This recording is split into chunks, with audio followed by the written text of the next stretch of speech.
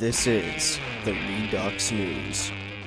A woman gets 25 years in prison for poisoning her husband with eye drops. Quote, "I never thought it would kill him." End quote. A South Carolina woman pleaded guilty to fatally poisoning her husband by putting eye drops into his water for days. She was sentenced to 25 years in prison. Lana Clayton, who is 53 years old, pleaded guilty last Thursday to voluntary manslaughter and tampering with foods or drugs, CBS affiliate WB-TV reports. York County detectives said Lana Clayton admitted to giving her husband, Stephen Clayton, drinks laced with Visine. She poisoned him with Visine for 3 days in July 2018 before the poison eventually caused his death, prosecutors said. Lana Clayton said her husband was abusive and she didn't mean to kill him. Quote, "I did impulsively put the Visine in Stephen's drink, but I just did it to make him uncomfortable," Lana Clayton said in court. She added, "I never thought it would kill him." End quote. WSOC-TV reported that his funeral was held in the home's backyard before the autopsy results revealed the cause of death. She was originally charged with murder but accepted a plea deal.